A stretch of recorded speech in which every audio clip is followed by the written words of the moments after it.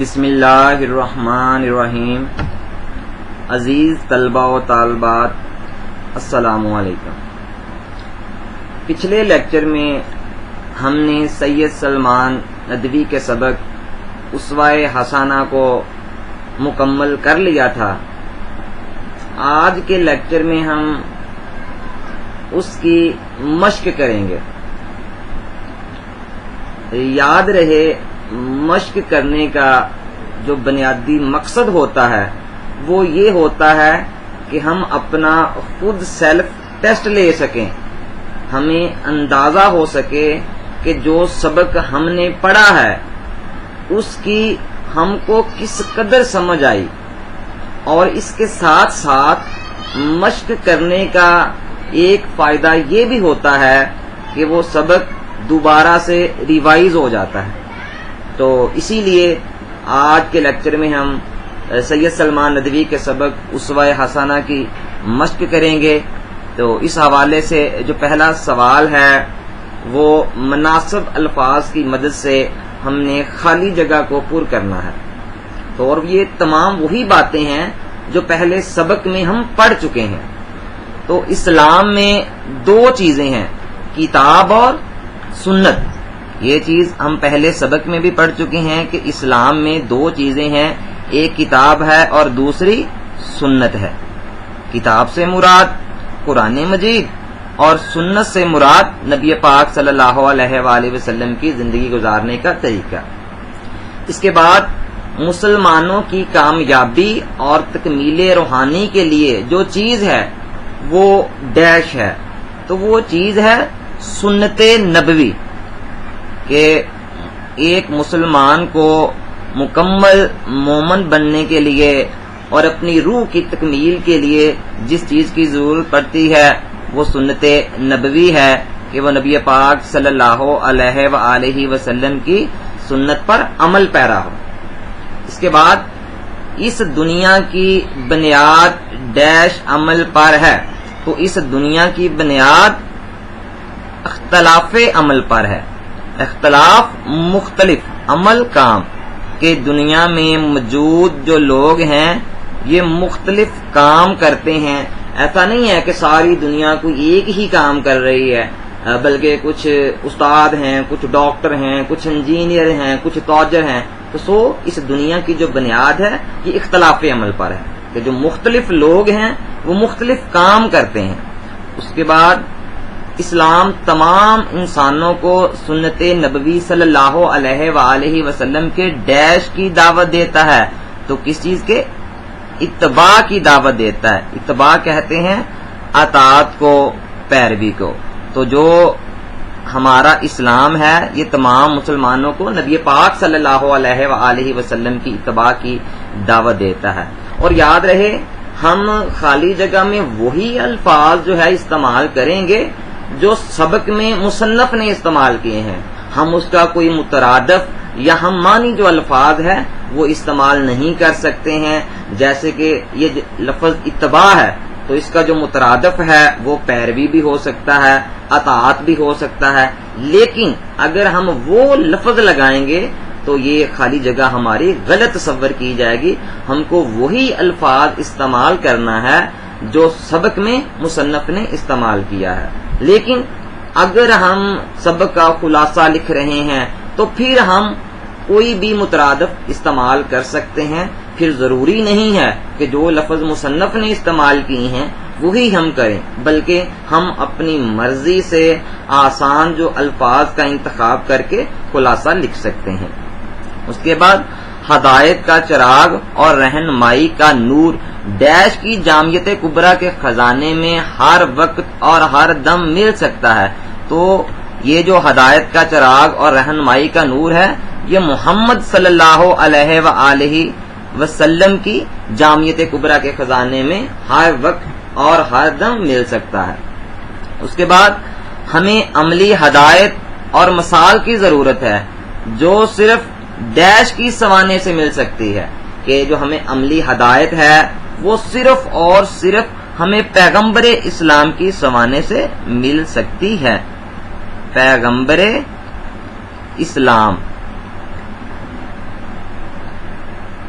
اس کے بعد محمد صلی اللہ علیہ وآلہ وسلم کا وجود مبارک ایک آفتاب ڈیش تھا، ایک آفتاب عالم تاب تھا. آفتاب عالم تاب ایک ایسا سورج جو پوری کائنات کو روشنی فراہم کرتا ہے. تو نبی پاک صلی اللہ علیہ وآلہ وسلم کا جو وجود تھا اس کی مثال ایک چمکتے ہوئے سورج جیسی ہے. جیسے ایک چمکتا ہوا سورج پوری کائنات کو روشنی دیتا ہے، اسی طریقے سے نبی پاک صلی اللہ علیہ وآلہ وسلم کی جو رحمت ہے وہ بھی تمام کائنات کے لیے یکساں اور برابر ہے. اس کے بعد ہم اس مشق کا جو دوسرا سوال ہے اس کی طرف بڑھتے ہیں. تو اس میں ہمیں بتایا گیا ممکنہ سوالات کے ہم نے جوابات دینے ہیں، ایم سی کیوز. یاد رہے کہ یہ جو سوال ہے تو یہ ہمارے پیپر میں معروضی حصے میں پوچھا جاتا ہے کہ جو حصہ نثر ہے، ہماری کتاب کا جو حصہ نثر ہے، اس میں سے جو 5 ایم سی کیوز ہوں گے تو وہ بورڈ کے پیپر میں پوچھے جائیں گے. اور وہ جو ایم سی کیوز ہیں وہ جو مشق کے آخر پر دیے جاتے ہیں ان میں سے بھی ہو سکتے ہیں، اور وہ سبق کے درمیان میں سے بھی کوئی جملہ ہو سکتا ہے. جیسے کہ ہم نے یہ خالی جگہ فل کی ہے تو اس میں اس دنیا کی بنیاد ڈیش عمل پر ہے، اختلاف عمل، تامنے عمل، ایک جیسے کام، مختلف کام. تو اس طریقے سے کوئی بھی جو جملہ ہے تو وہ بورڈ کے پیپر میں ہم سے بطور ایم سی کیوز پوچھا جا سکتا ہے. تو یہاں پر اس مشق میں جو چند خاص باتیں ہیں سبق کی تو اس کو بطور ایم سی کیوز بنا کر پیش کیا گیا ہے. تو اب ہم اس میں دیکھتے ہیں کہ کون سا جو جواب ہے وہ درست ہے اور اس سوال کو ہم نے کس طریقے سے حل کرنا ہوتا ہے. تو خدا کی محبت اور اس کے پیار کا اہل بننے کے لیے اسلام نے کون سی چیز بتائی ہے؟ اللہ تعالیٰ کی محبت اور پیار کو حاصل کرنے کے لیے اسلام نے کون سی چیز بتائی ہے؟ احکام الہی سب کے سامنے رکھ دیے، انبیاء کی حیات سب کے سامنے رکھ دی، اپنے پیغمبر کا عملی مجسمہ سب کے سامنے رکھ دیا. تو سبق میں ہم یہ بات پڑھ چکے ہیں کہ دیگر مذاہب کا ہم نے دیکھا تھا انہوں نے کیا کیا، ان مذاہب کے جو بانی تھے، جو شارع تھے، انہوں نے عمدہ نصیحتیں کی تھیں، لیکن ہمارے مذہب نے خدا کی محبت کو حاصل کرنے کا جو طریقہ بتایا تھا وہ یہ بتایا تھا کہ اپنے پیغمبر کا عملی مجسمہ سب کے سامنے رکھ دیا تھا. لہذا ہمارا یہ جواب درست تصور کیا جائے گا، یہ جواب درست ہوگا کہ اپنے پیغمبر کا عملی مجسمہ ہمارے سامنے رکھ دیا. اس کے بعد ہم دیکھتے ہیں کہ ایک مسلمان کی کامیابی اور تکمیل روحانی کے لیے جو چیز ہے وہ کون سی چیز ہے؟ وہ سنت نبوی ہے، وہ اسلاف ہے، وہ اسوہ صحابہ ہے، وہ اسوہ انبیاء ہے. تو ہم یہ بات بھی سبق میں پڑھ چکے ہیں کہ ایک مسلمان کی کامیابی اور تکمیل روحانی کے لیے جو چیز ہے تو وہ چیز سنت نبوی ہے. نبی پاک صلی اللہ علیہ وآلہ وسلم کی سنت پر عمل پیرا ہو کر ہی جو ایک مسلمان ہے وہ کامیاب ہو سکتا ہے اور اپنی جو روح کی تکمیل ہے وہ کر سکتا ہے. اس کے بعد اس دنیا کی بنیاد ہے کہ دنیا کی بنیاد کس چیز پر ہے؟ اختلاف عمل پر ہے، تامنے عمل پر ہے، اجتماعی عمل پر ہے یا ذاتی عمل پر ہے؟ تو اس دنیا کی جو بنیاد ہے وہ اختلاف عمل پر ہے. اختلاف عمل مختلف کام کہ جو مختلف لوگ ہیں وہ مختلف جو ہیں وہ کام کرتے ہیں تو تب ہی یہ دنیا کا جو نظام ہے یہ چل رہا ہے. تو اس کے بعد مکہ کے تاجر اور بحرین کے خزینہ دار کی تقلید کرو. تقلید کہتے ہیں پیروی کرنے کو. غریب ہو تو، دولت مند ہو تو، جوان ہو تو، سفری کاروبار میں ہو تو مکہ کے تاجر اور بحرین کے خزینہ دار کی تقلید کرو. اگر دولت مند ہو کہ اگر تمہارے پاس دولت موجود ہے تو تم نبی پاک صلی اللہ علیہ وآلہ وسلم کی اس زندگی کی تقلید کرو جب آپ صلی اللہ علیہ وآلہ وسلم مکہ کے بہت بڑے تاجر تھے اور آپ صلی اللہ علیہ وآلہ وسلم بہت زیادہ دولت مند ہوا کرتے تھے۔ اس کے بعد بتایا گیا کہ فاتح مکہ کا نظارہ کرو، فاتح مکہ کہ مکہ کو فتح کرنے والے کا نظارہ کرو اگر تم دشمنوں اور مخالفوں کو شکست دے چکے ہو، دشمنوں اور مخالفوں کو کمزور بنا چکے ہو، دشمنوں اور مخالفوں کو مطیع بنا چکے ہو، دشمنوں کو زیر اور مخالفوں کو کمزور بنا چکے ہو۔ تو اس کا جو درست جواب ہے وہ یہی ہے کہ دشمنوں کو زیر اور مخالفوں کو کمزور بنا چکے ہو، کہ اگر ہم اپنے دشمنوں کو زیر کر چکے ہیں، ان کو شکست دے چکے ہیں، اور جو اپنے مخالفین ہیں ان کو ہم کمزور بنا چکے ہیں، ان پر غلبہ حاصل کر چکے ہیں، تو ان حالات میں ہمیں کیا کرنا چاہیے؟ ان حالات میں ہمیں نبی پاک صلی اللہ علیہ وآلہ وسلم کی اس زندگی کو دیکھنا چاہیے جب آپ صلی اللہ علیہ وآلہ وسلم نے مکہ فتح کر لیا تھا، تو تب اپنے مخالفین اور اپنے دشمنوں کے ساتھ کیا سلوک کیا تھا۔ تو لہذا اس کا جو درست جواب ہے وہ دشمنوں کو زیر اور مخالفوں کو کمزور بنا چکے ہو۔ اس کے بعد یہ ہم کالم فلم کریں گے، مناسب الفاظ کی مدد سے ہم دیکھیں گے کہ کون سا جو درست جواب ہے وہ سامنے لکھیں گے۔ کالم الف میں کچھ الفاظ دیے گئے ہیں، کالم بے میں کچھ الفاظ دیے گئے ہیں۔ اب ہم نے یہ جو کالم الف کا لفظ ہے اس سے متعلقہ لفظ جو کالم بے میں جو درست لفظ ہوگا وہ ہم کالم جیم میں لکھیں گے۔ جیسے سنت، تو سنت کے متعلق میں نے پڑھا تھا کہ سنت کا جو مطلب ہوتا ہے وہ ہوتا ہے راستہ، تو اس طریقے سے سنت کے سامنے ہم لکھیں گے راستہ۔ اسی طریقے سے ہم دیکھیں گے محصور، محصور قید کو کہتے ہیں کہ لفظ محصور کا تعلق ان میں سے کس الفاظ کے ساتھ ہے، تو ہم غور کریں تو ہمیں یاد ہوگا سبق میں ہم نے پڑھا تھا کہ نبی پاک صلی اللہ علیہ وآلہ وسلم کو شب ابی طالب میں محصور کر دیا گیا تھا۔ تو ادھر جو درست جواب آئے گا وہ آئے گا شب ابی طالب۔ اسی طریقے سے حجر اسود، یہ ایک پتھر کا نام ہے۔ حجر اسود وہ پتھر ہے جو خانہ کعبہ کی تعمیر میں استعمال ہوا ہے، اور یہ جو پتھر ہے یہ جنت سے آیا ہے، کہ جب اس پتھر کو خانہ کعبہ میں نصب کرنا تھا تو اس حوالے سے وہ جو اس وقت قبائل تھے ان میں جھگڑا پیدا ہو گیا۔ ہر قبائل کی یہ خواہش تھی کہ یہ جو پتھر ہے یہ میں اپنے ہاتھوں سے خانہ کعبہ کی دیوار میں نصب کروں، تو لہذا یہ جو جھگڑا ہے یہ بڑھ گیا۔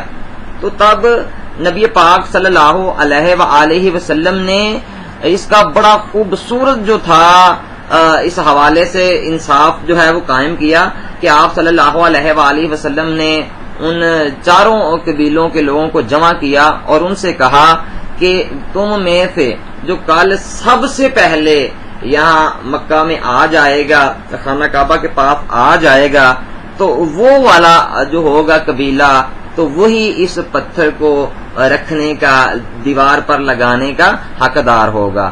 لہذا جب صبح ہوتی ہے تو چاروں قبیلوں کے جو لوگ ہیں تو وہ اس مقرر وقت میں وہاں پہنچ جاتے ہیں۔ تو اب پھر وہی اندیشہ ہوتا ہے کہ کہیں یہ چاروں جو قبائل ہیں یہ آپس میں لڑ نہ پڑیں، آپس میں جھگڑا نہ کر لیں، کیونکہ اس دور میں ایسے ہی چھوٹی چھوٹی باتوں پر جو لوگ تھے وہ ایک دوسرے کو قتل کر دیا کرتے تھے۔ تو نبی پاک صلی اللہ علیہ وآلہ وسلم نے کیا کیا؟ اپنی چادر مبارک کو رکھا اور اس میں اس پتھر کو یعنی حجر اسود کو رکھ دیا، اور ان چاروں قبائل کے جو سردار تھے ان سے کہا کہ آپ اس کپڑے کو چاروں کونوں سے پکڑ لیں۔ تو لہذا چاروں جو سردار تھے انہوں نے اس کپڑے کو پکڑا اور پتھر کو اٹھا لیا۔ تو نبی پاک صلی اللہ علیہ وآلہ وسلم نے اپنے ہاتھ سے اس کپڑے میں سے پتھر کو اٹھایا اور خانہ کعبہ کی دیوار میں نصب کر دیا۔ تو لہذا اب جو حجر اسود کا تعلق ہے اس کالم میں تو وہ ہے خانہ کعبہ کے ساتھ، کیونکہ حجر اسود کو خانہ کعبہ میں نصب کیا گیا تھا، تو لہذا یہاں اس کا جواب ہوگا خانہ کعبہ۔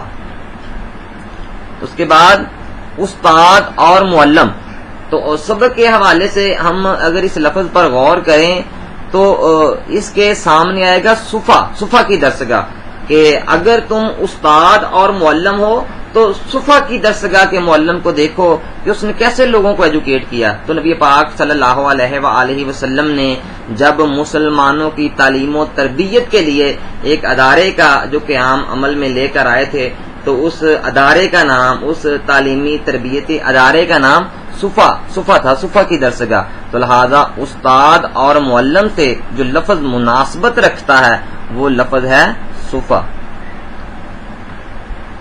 اس کے بعد واز کہتے ہیں نصیحت کرنے والے کو، تو اس کالم میں واز لفظ کا جو تعلق ہے تو وہ مسجد کے ساتھ ہے، کیونکہ ایک جو امام ہوتا ہے، جو پیشوا ہوتا ہے، تو وہ مسجد میں لوگوں کو نصیحتیں کرتا ہے، ان کو جو ہدایت کی تعلیم دیتا ہے، تو لہذا اس کالم میں جو لفظ واز ہے اس کے سامنے جو مناسب لفظ ہے وہ آئے گا مسجد۔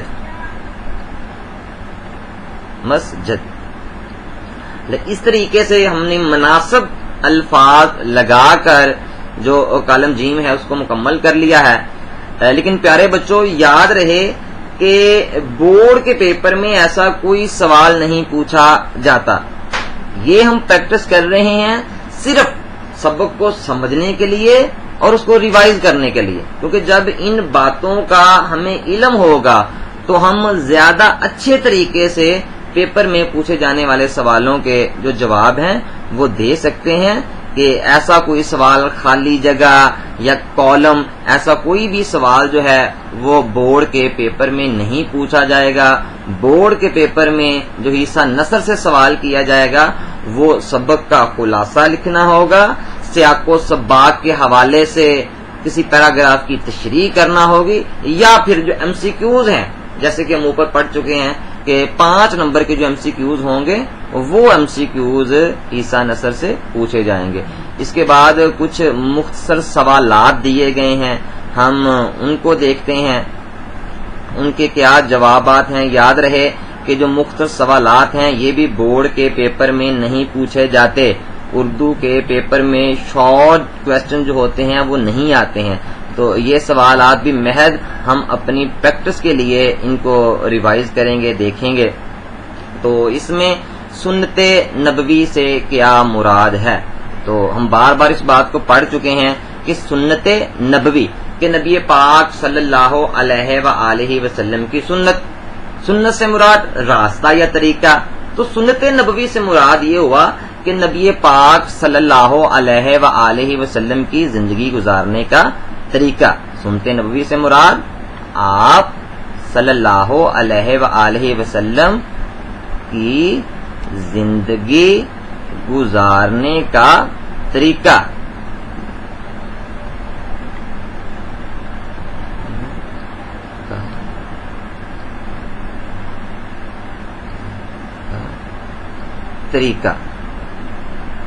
اس کے بعد کتاب سے کیا مراد ہے، تو سبق کے مطابق، سبق کے حوالے سے کتاب سے مراد قرآن مجید ہے۔ کتاب سے مراد اللہ تعالیٰ کی کتاب قرآن مجید جو نبی پاک صلی اللہ علیہ وآلہ وسلم پر نازل ہوئی تھی، تو کتاب سے مراد قرآن مجید ہے۔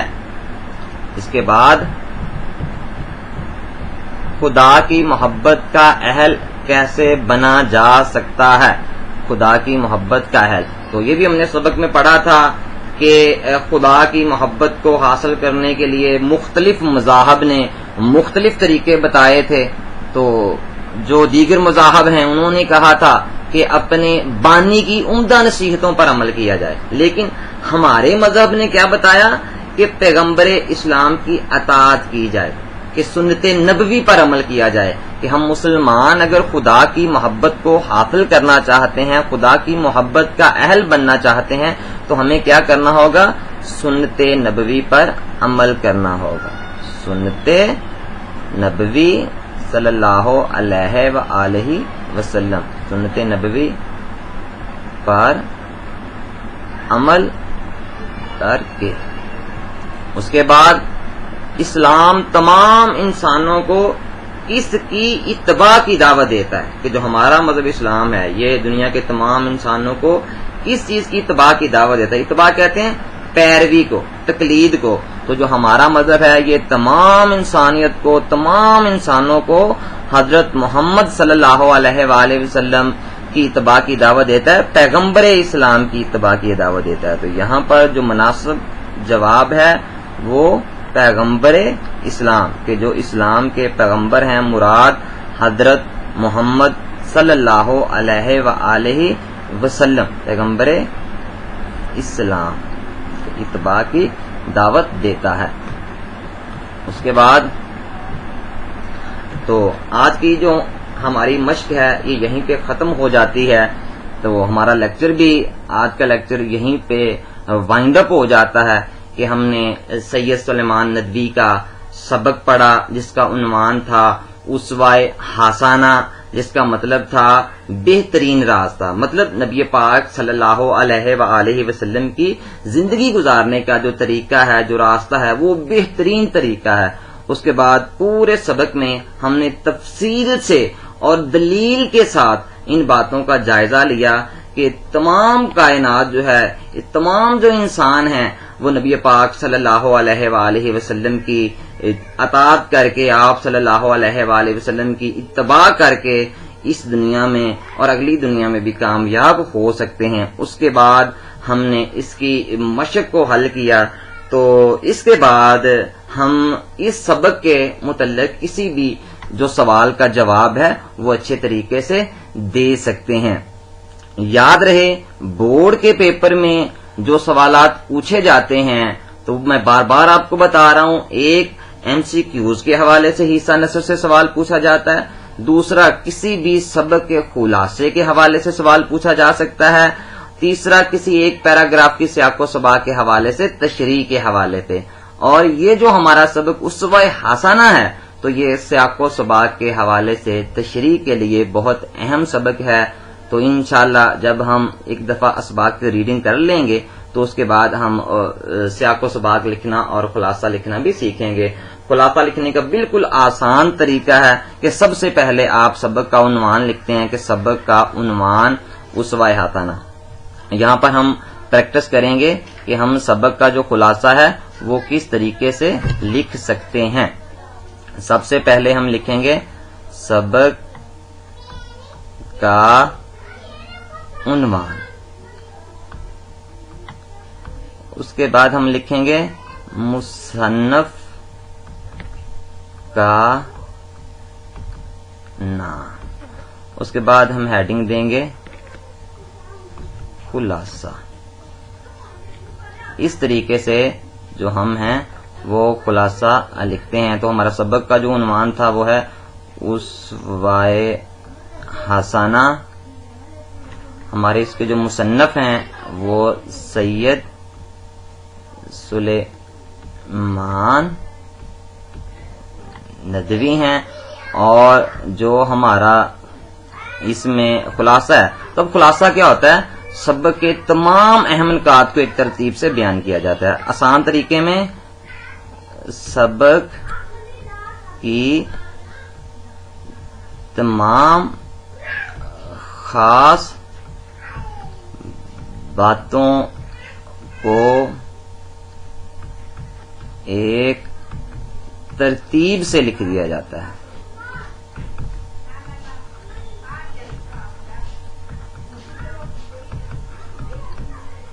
یاد رہے سبق کا جو خلاصہ ہوتا ہے وہ اصل متن کا 1/3 ہوتا ہے.